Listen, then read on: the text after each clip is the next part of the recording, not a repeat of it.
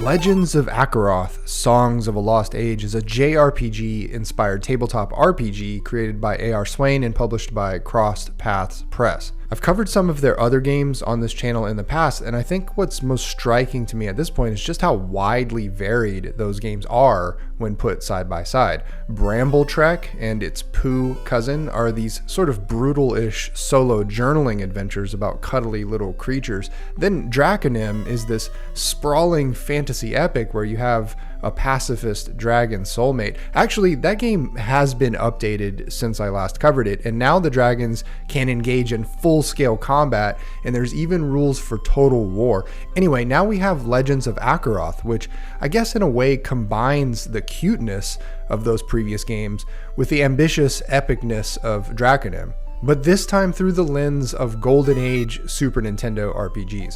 In this video, I just want to give you a brief glimpse at this game. At the time of recording, it is funding on BackerKit. I also got to do a written interview with the creator, Ash Swain, on my newsletter, where I tried to ask the most challenging questions that I could about the game's design choices.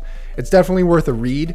Links for everything are below. Alright, first I have to tell you that I won't be able to do this game justice in the few minutes that I'm spending on it, because check this out. This game's core rulebook is running 314 pages at the time of this recording.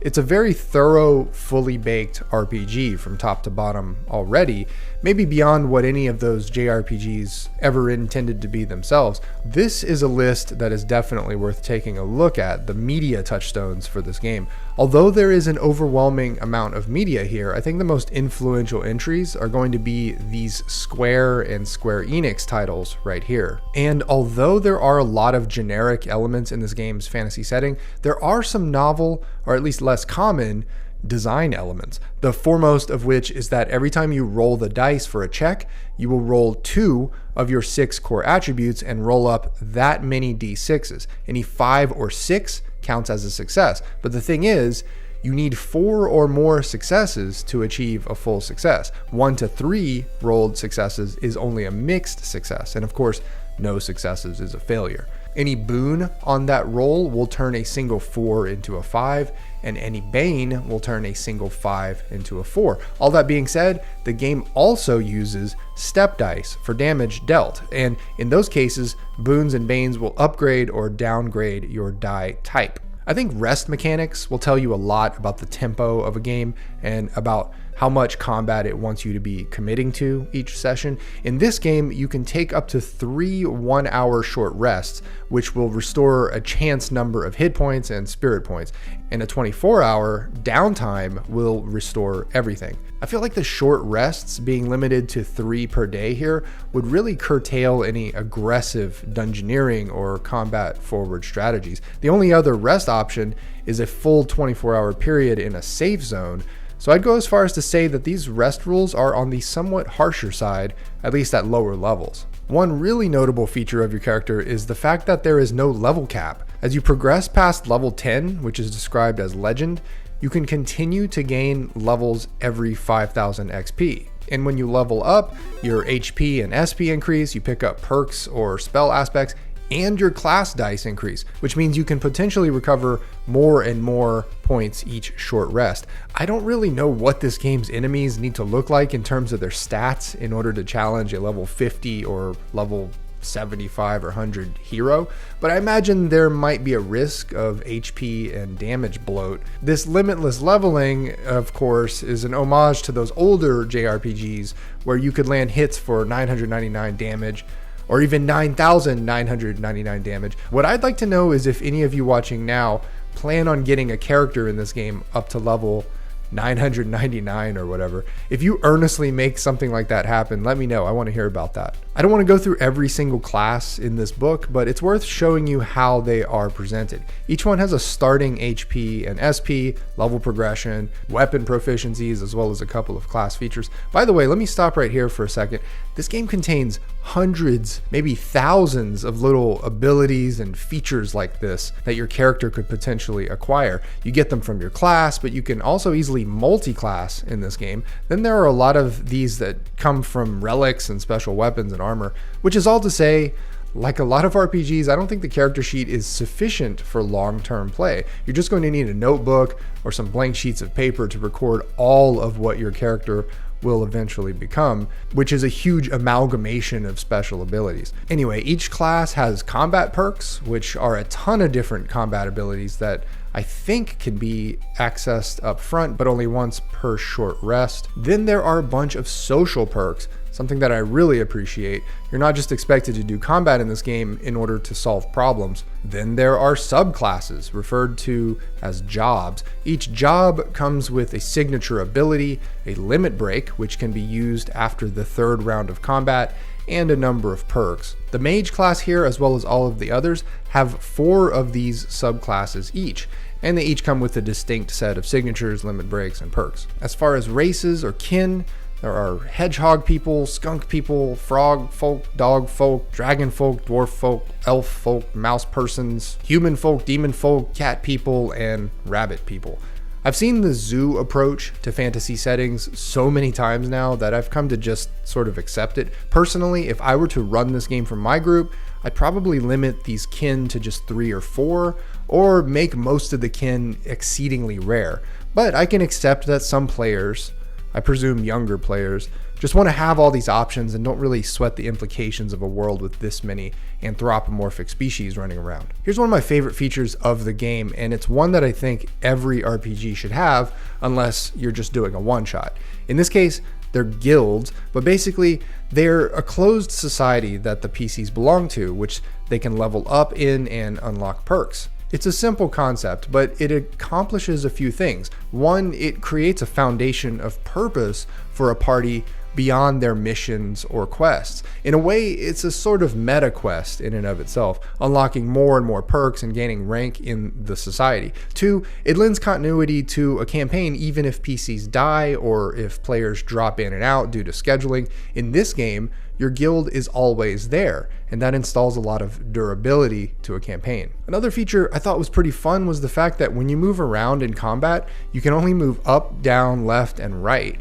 I just found it kind of hilarious and thematic, considering that was a years-long limitation in those console RPGs of the 80s and 90s. You may have seen this in 1 or 2 RPGs before, but when you roll to attack, the to hit and the damage are all rolled at the same time. The way it works is that you are rolling the weapon's attack dice. So if you're attacking with a cinder mace, for example, that damage would be 2d6 plus primary. Primary in this case would be your core stat, which is designated as your primary stat. You don't roll extra dice for that, you just add the flat number from that stat. When you roll, you look to the first die or the leftmost die to see if it's a 1, which is a miss.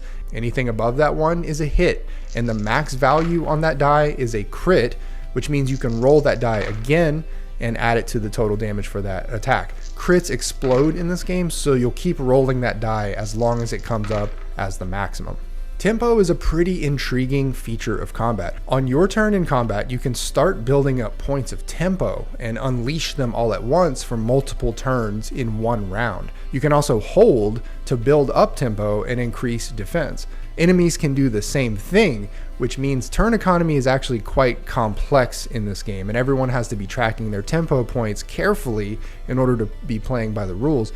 But if everyone is on top of it, then the result is a much more strategic combat than what you get in most RPGs by default. By the way, you don't have to use a grid in combat, you can use a simple 3-zone system. In fact, the whole game actually has 6 different difficulty modes, the easiest of which allows you to resolve combat in just 1 round. This mode is also used for solo play, where hashing out the details of a fight with a bunch of rolls is not that fun by yourself. I'm glossing over a ton of other content in this book, but I really have to point out how much I like the way the enemies are presented.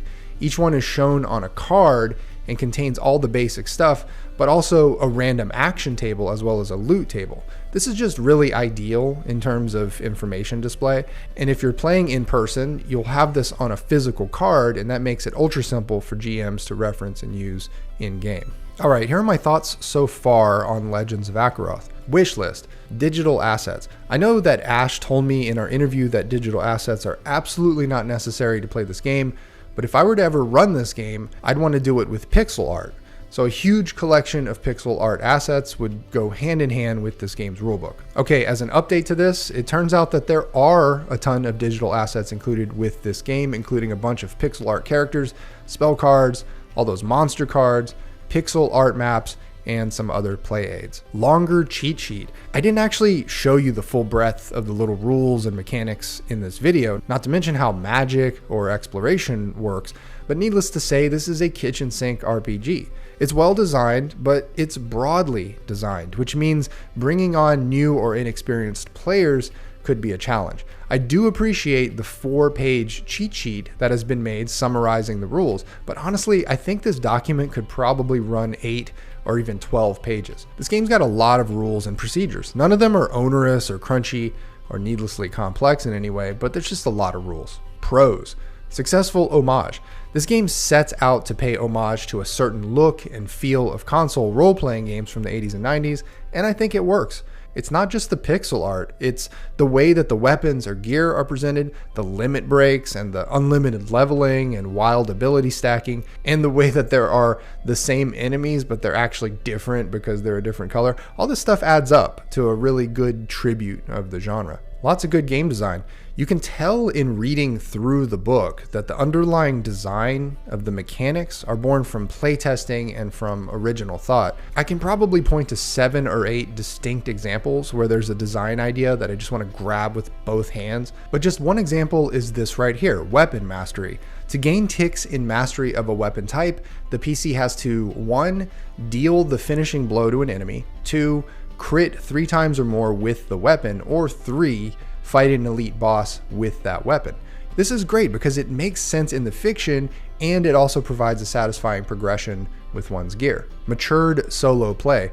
You may not be into solo play, but the fact that Crossed Paths has been publishing solo and solo-friendly RPGs for so long means that the rules and guidance for solo play with this game are very well polished. One interesting feature of solo rules is that you can play with multiple players but just not have to have a GM. Now, how well that works in practice depends entirely on how well read into the rules each of the players are, but it's definitely an enticing option to have. There are dozens of pages that will instantly generate encounters and events, so you're never really needing to rely on a traditional GM if you don't want to.